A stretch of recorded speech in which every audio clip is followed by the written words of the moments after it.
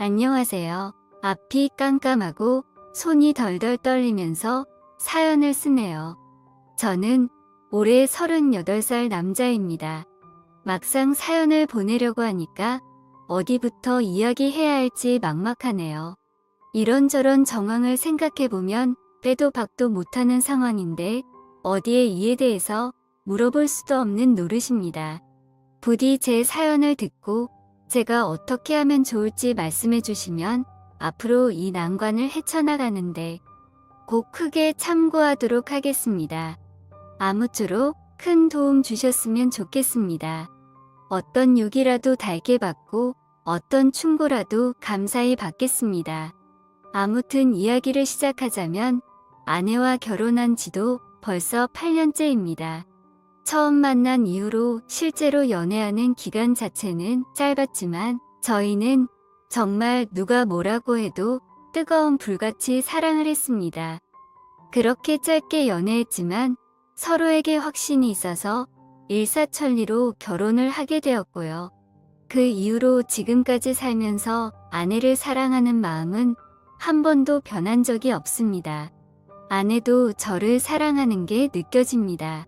서로가 서로를 이렇게 좋아하고 아끼는 마음은 단순히 결혼해서 같이 살고 있기 때문에 그런 것이 아니라 딱 느껴지는 마음입니다.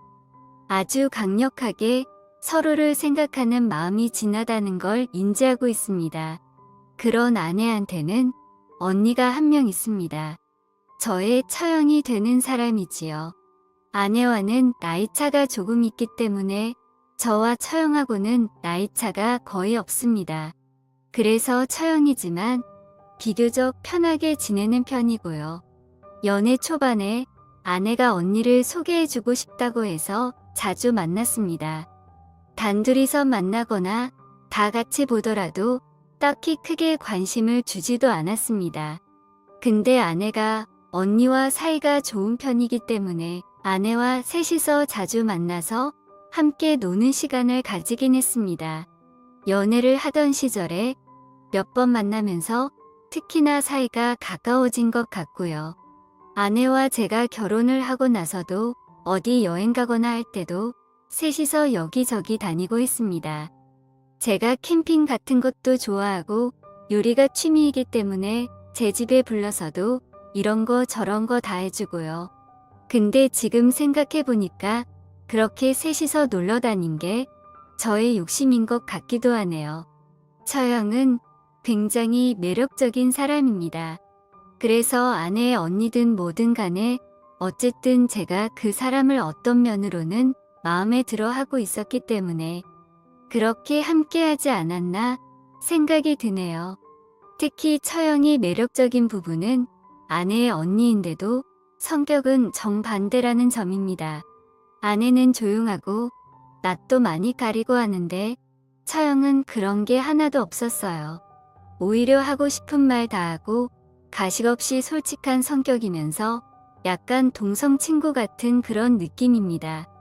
나이도 동갑인데다가 성격이 시원시원하니 저랑도 약간 허물 없이 친구 사이처럼 지냈습니다.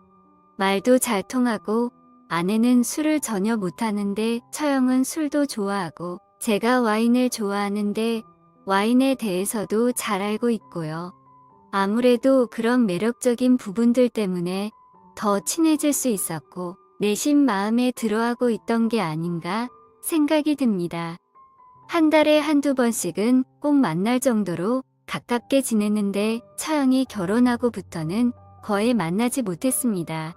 가끔 명절 때나 보고 그랬는데 제가 처형을 마음에 들어 했지만 그렇다고 뭐 진심으로 좋아하거나 그런 것도 아니고 해서 아쉽거나 그러진 않았습니다.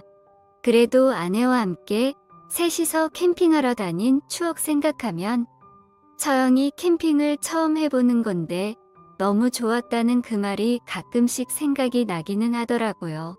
이제 처형도 결혼하고 각자 부부 사이가 있는지라 매번 셋이서 함께 다닐 수도 없는 걸 알고 있지요. 처형은 저희 부부랑 캠핑을 못 가는 날도 많아서 자기도 따로 캠핑을 다녀보겠다면서 아예 캠핑 동호회도 나가서 활동하다가 거기서 만난 남자랑 어떻게 잘 돼서 결혼을 했습니다. 제가 처형이 어떤 생각을 하고 있었는지는 알 리가 없지만 이제 와서 생각해보니 조금 애매한 상황이 몇 번 있긴 했습니다. 그 중에 가장 기억나는 게 장인 장모님께 처음 결혼 허락을 받기 위해서 처가에 처음 방문했던 날이었습니다. 제가 가진 게 쥐뿔도 없기는 하지만 아내를 사랑하는 마음만큼은 진짜였으니까 장인 장모님께서 저를 마음에 들어 하셨습니다. 그날 바로 결혼을 허락해 주시고 처가에서 술판이 벌어졌습니다. 아내가 술을 한 잔도 못하는 게 신기할 정도로 처가 모든 식구들은 전부 주당들이었습니다. 술이라면 저도 어디 가서 지지는 않는데 정말 저도 하마터면 뻗어버려서 실수할 정도로 술을 엄청나게 드시더라고요. 아마 제가 온다고 더 제대로 술을 마신 게 아닌가 싶습니다. 아내도 기분이 좋았는지 옆에서 술을 몇 잔 마셨는데 금방 취했다며 방으로 들어가서 잠들고 저도 자리가 불편하기는 했지만 장인어른께서 따라주시는 술을 넙죽넙죽 받아 먹으면서 자리를 지키고 있었고요. 한참 술판이 벌어지다가 장인 장모님이 들어가시면서 저에게 밤이 늦었으니까 자고 가라고 하셨습니다. 당시 여자친구이던 아내의 방에 가서 자라는 건 줄 알고 깜짝 놀랐는데 옷방 겸 창고처럼 쓰는 방이 한 개가 더 있더라고요. 아무리 그래도 가족들이 다 있는데 아내랑 같이 자는 건 좀 아니잖아요. 술자리를 마지막까지 같이 지키고 있던 처형이 방에다가 잠자리를 준비해 주었고 자기가 술자리를 대충 뒷정리할 테니 자라고 하더군요. 아무리 그때 제가 손님이었다지만 거실에 거하게 널브러진 술자리를 혼자 치우게 하기는 그래서 같이 정리하자고 했는데 처형이 자기는 아직 더 마시고 싶은데 괜찮냐고 물어보더라고요. 저도 술을 많이 마셔서 피곤하고 그랬는데 그래도 아무렴 다 끝난 자리였지만은 처형도 술을 많이 마신 걸 알고는 있는지라 몇 잔만 더 마시면 자러 가지 않겠나 싶어서 그러자고 하고 몇 잔 더 마셨습니다. 그러는 와중에 처형이 자기가 여자로서 어떤 거 같냐, 남자 못 만난 지 오래됐다는 등 약간 모호한 질문을 하기는 했습니다. 지금 이 타이밍에 이런 질문을 물어보는 게 무슨 의도일까 생각도 해봤습니다. 내가 남자로 마음에 들고 술도 먹은 김에 이런 말을 하는 건지 아니면 동생의 남편이 될 사람이기 때문에 은근히 시험을 해보는 것인지 아니면 그냥 진짜 장난을 치는 것인지 잘 구분이 안 되더라고요. 그래서 그냥 가볍게 생각했습니다. 그저 동생인 아내가 먼저 시집가는 것 때문에 마음이 그래서 그런가 보다 하면서 대수롭지 않게 넘겼죠. 아내를 잘 부탁한다는 말도 덧붙였기 때문에 그때는 아무 의심조차 하지 않았어요. 그 뒤로도 딱히 별다른 일은 없었습니다. 아내도 언니가 외로워서 그러니까 셋이서 여행 다니는 게 불편해도 조금 참아달라고 했는데 저야 그냥 처형을 그 당시에는 불편하다기보다는 마음 잘 맞는 친구 정도로 생각하고 있었기 때문에 아무런 불편함도 느끼지 못하고 있었습니다. 워낙에 성격도 시원시원한 사람이라서 친하게 지내기는 부담 없이 좋았습니다. 오히려 처형이 그 남자와 결혼을 하고부터 여행이나 캠핑을 하러 갔을 때 아내는 술을 전혀 하질 않으니 약간 아쉬울 때도 있을 정도로 셋이서 놀러 다니는 게 저한테는 참 재미있던 추억이었어요. 아무튼 처형이 결혼하고부터는 오롯이 둘이서 어디 놀러 다니고 그런 식으로 시간이 조금 흘렀습니다. 아내도 언니가 요즘은 외로워하지 않는 것 같아서 마음 한켠이 놓인다고 했으니까요. 간간히 메신저에 사진 같은 걸 바꾸는 걸 보면 형님과 캠핑도 자주 다니고 즐거워 보였으니까요. 그렇게 저희는 각자의 자리에서 잘 살았습니다. 별다른 특별한 일 없는 하루하루를 살면서 살아갔지요. 아내와도 사이는 계속 좋았고, 때로는 뜨겁게 사랑을 나누기도 하고, 때로는 나른한 오후 시간처럼 심심하기도 했죠. 원래 모든 부부 사이가 그런 거 아니겠습니까? 간간히 장모님과 장인어른께 인사도 하러 가고, 각자 할 일 열심히 하면서 살았죠. 그러던 어느 날 깜짝 놀랄 만한 소식을 들었습니다. 처형의 이혼 소식이었죠. 그 소식을 들었을 땐 정말 충격적이었어요. 두 사람이 잘 지내고 있는 줄로만 알았으니까요. 아내한테서 얼른 집으로 와보라는 연락을 받고 갔는데 처형이 눈이 퉁퉁 부어서 아주 오열을 하고 있더라고요. 이야기를 들어보니 형님의 직장이 재택근무로 전환이 되었는데 맞벌이 부부였던 처형이 출근한 사이에 집에 여자를 들이고 그러다가 처형이 몸살 기운이 있어서 일찍 퇴근했는데 형님이 그러고 있는 걸 직접 두 눈으로 봤다고 자기는 이제 어떡하냐고 펑펑 울더라고요. 아주 끔찍한 광경이 눈앞에 펼쳐지는 걸 보고 많이 충격을 받았나 봅니다. 친구 같은 처형이 그렇게 펑펑 우는 모습을 보니 저도 화가 나서 당장 형님, 아니 그 자식 있는 대로 가자고.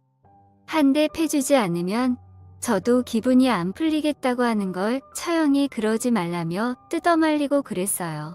그렇게 많은 고민을 하다가 이혼 절차를 밟기 시작했고요. 사랑하는 사람과 몸을 섞으며 살아가다가도 이렇게 멀어지는 건 한순간이구나 싶었습니다. 두 사람의 이혼이 완벽하게 끝나고 나서 처형한테서 저에게 개인적으로 문자가 한 통 왔습니다. 자기 일처럼 같이 환해져서 고맙다고 인사를 하더군요. 가족으로서 당연한 일이라고 그랬지만 항상 쾌활했던 처형이 침울해 있는 모습을 보니 안타깝기도 하더라고요. 처형은 이혼하고 처가로 들어갔고 가끔씩 아내가 장모님과 통화하는 걸 들으면 아직도 많이 힘들어 한다는 말을 전해 들었습니다. 저도 조금 걱정이 돼서 어디 갈 때면 아내에게 처형한테 같이 가겠느냐고 물어보라고 했는데 여행 다니는 걸 그렇게 좋아하던 사람이 괜찮다고 하면서 집에만 틀어박혀 있었습니다. 본인이 싫다는 걸 어쩔 수 있나 싶기도 하고 그래도 이혼 전에는 둘이서 캠핑도 자주 다니고 했는데 또 괜히 캠핑하는데 데리고 갔다가 더 나빠지지도 않겠나 싶고 해서 몇 번 더 물어보다가 말았습니다. 안 그래도 전 남편이 캠핑하다가 만난 사람인데 캠핑이라는 거에 진절머리가 나지 않았을까 싶기도 합니다. 물어본 제가 잘못이죠. 오히려 제가 괜히 오지랖 부리는 게 아닌가 싶기도 했고요. 처형을 다시 만난 건 지난 추석이었습니다. 조금 수척해지기는 했는데 그래도 오랜만에 만나니 다 털어낸 것처럼 씩씩하게 행동하더라고요. 장모님 말을 들으니 초반 때보다는 많이 나아지긴 했는데 종잡을 수가 없어서 두 분도 조심하고 있다고 하더라고요. 그래서 아내랑 저도 조심조심하면서 같이 시간을 보냈습니다. 그날은 시국이 시국인데다가 저도 피곤하기도 해서 아내에게 양해를 구하고 저녁까지만 먹고 일찍 들어가려고 했습니다.